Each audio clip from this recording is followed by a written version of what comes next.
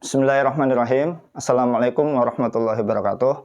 Teman-teman sekalian yang dirahmati oleh Allah Subhanahu wa taala, kita bertemu lagi di channel Muhammad Saifuddin. Ya, jangan lupa bahagia. Oke. Kita lanjut ke pembahasan air yang menurut penggolongan menurut hukum penggunaannya. Kita langsung yang keempat ya. Kemarin sudah sampai yang ketiga, sudah selesai. Terus yang keempat. Yang keempat yaitu air suci yang kejatuhan atau terkena suatu najis atau yang disebut air mutanajis. Air suci yang kejatuhan atau air yang suci dan mensucikan ya. Air suci dan mensucikan akan tetapi kejatuhan suatu najis. Maka bagaimana hukumnya? Oke, ini air suci yang mensucikan ataupun air suci saja ketika kejatuhan najis itu terdapat dua hukum ya. Kalau air suci mensucikan ya, ini maksudnya air suci dan mensucikan ya, dan mensucikan.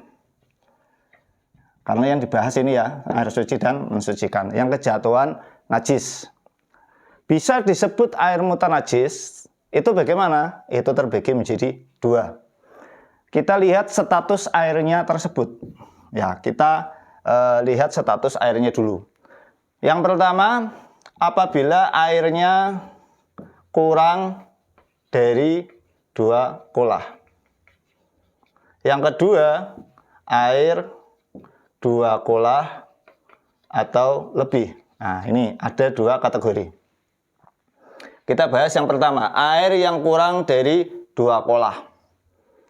Air yang kurang dari 2 kolah bisa disebut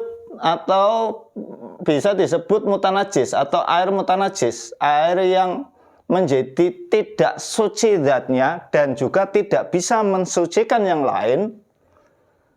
Itu terjadi apabila bagaimana? Ketika kejatuhan najis, apabila di situ najisnya tidak dimakfu atau bukan pengecualian, tidak dimaafkan atau bukan merupakan pengecualian. Baik di situ keadaan airnya berubah salah satu sifatnya, baik bau, rasa maupun warna, ataupun tidak terjadi perubahan sama sekali, itu bisa disebut air mutanajis. Nah, terus tadi kan katanya syaratnya najisnya tidak dimakfu atau bukan merupakan pengecualian. Najis yang dimakfu yang merupakan pengecualian apa saja? Nah, di sini ya akan saya bahas.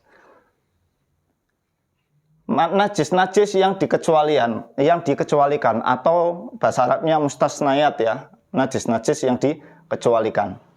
Yang pertama dalam Fathul Qorib dijelaskan ya, yaitu bangkai yang tidak mempunyai darah mengalir. Maksudnya tidak mempunyai darah mengalir di sini ketika dibunuh atau disembelih atau ketika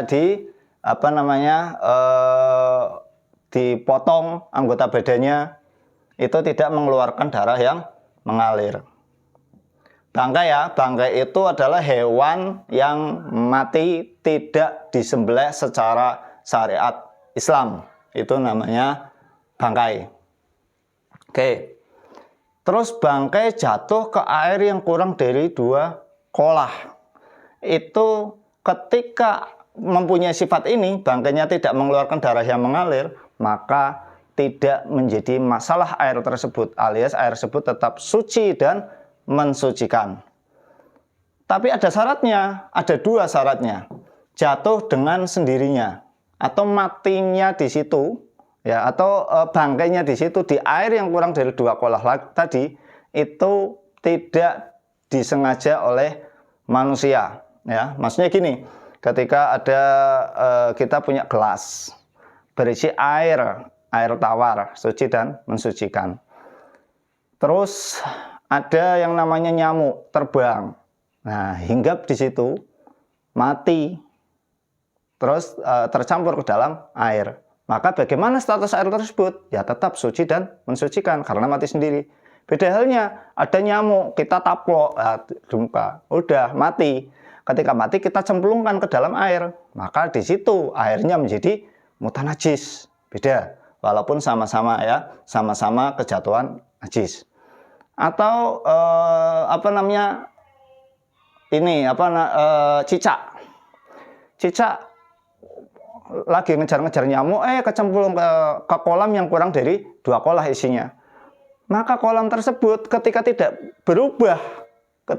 berubah salah satu sifatnya, maka di situ tetap suci dan mensucikan. Tapi kalau di sini syaratnya ada 2 dan tidak berubah salah satu sifat airnya. Kalau sampai berubah, walaupun jatuhnya sendiri ya, ataupun matinya sendiri, bangkainya tidak dimasukkan oleh manusia, kalau berubah sifat airnya maka itu disebut air mutanajis. Seperti tadi misalnya cicak tadi jatuh ke kolam, kita punya kolam kurang dari 2 kolah isinya cuma 100 liter. Masuk ke situ mati. Nah, karena kita nggak ketahuan matinya tadi malam, kita ketahuan pagi. Ketika kita mau ngambil, loh ternyata baunya sudah berubah atau rasanya udah kecut, udah berubah ya, rasa najis karena pengaruh dari najis tadi, dari bangkai tadi. Maka di situ menjadi mutanajis alias tidak suci dan tidak mensucikan. Kayak gitu ya.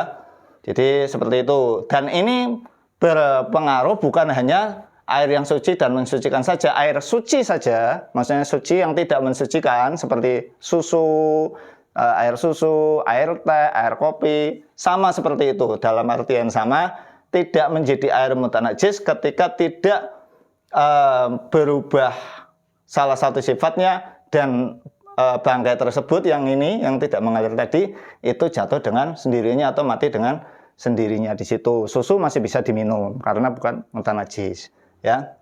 Ketika tidak seperti itu, oke ya. Saya kira paham. Tapi bagaimana ketika bangkai itu ternyata mempunyai darah yang mengalir? Ya, seperti contoh tikus. Ada tikus mati, dikejar-kejar kucing mati. Memang nggak mengeluarkan darah karena matinya cuma mati biasa aja, nggak sampai luka. Tapi matinya tersebut ternyata matinya nyemplung ke kolam yang kurang dari 2 kolah. Kita melihat, ternyata ada tikusnya. Karena kurang dari 2 kolah, kita lihat rasanya masih tetap, baunya masih tetap, terus warnanya masih tetap. 3 sifat nggak berubah. Maka itu disebut mutanajis tidak? Ya disebut mutanajis. Kenapa disebut mutanajis? Karena yang namanya tikus itu mempunyai darah mengalir ketika matinya disembelih atau ketika dipotong salah satu anggota badannya, maka itu mengeluarkan darah yang mengalir. Maka walaupun tidak berubah itu disebut air mutanajis ya. Saya kira udah paham di sini. Terus yang kedua yaitu najis yang dimakful lagi ya, atau yang dikecualikan tadi, najis yang tidak dapat dilihat oleh mata ya. Najisnya nggak terlihat oleh mata, maksudnya mata normal, bukan harus pakai mikroskop, bukan, atau matanya orang yang rabun, bukan, tapi matanya orang normal. Contohnya apa? Contohnya lalat itu hinggap di teletong ya, atau kotoran sapi masih basah. Ketika hinggap di situ, otomatis kalau terbang dia membawa yang namanya najis, tapi kan nggak kelihatan. Terus hinggap di air yang kurang dari 2 kolah. Nah, airnya kan bercampur dengan najis, tapi nggak kelihatan, maka di situ tetap suci dan mensucikan ya. Saya kira untuk ini sudah paham. Terus kita bahas ke pembahasan yang kedua, yaitu apabila airnya 2 kolah atau lebih. Nah, kalau airnya 2 kolah atau lebih, itu ada syarat. Kalau tadi kan walaupun tidak berubah salah satu sifatnya. Kalau ini ketika bercampur dengan najis, air yang 2 kolah atau lebih, itu ada syaratnya disebut mutanajis apabila airnya ikut berubah salah satu sifatnya, bau, rasa, ataupun warna, atau salah satunya saja ya. Ketika berubah, tapi kalau nggak berubah, misalnya tadi seperti ada air dalam ember kurang dari 2 kolah ya, 2 kolah atau lebih. Terus kejatuhan yang namanya tikus mati, memang di situ nggak berdarah, tapi ketika mati dan tidak berubah. Kita lihat di situ, kita ambil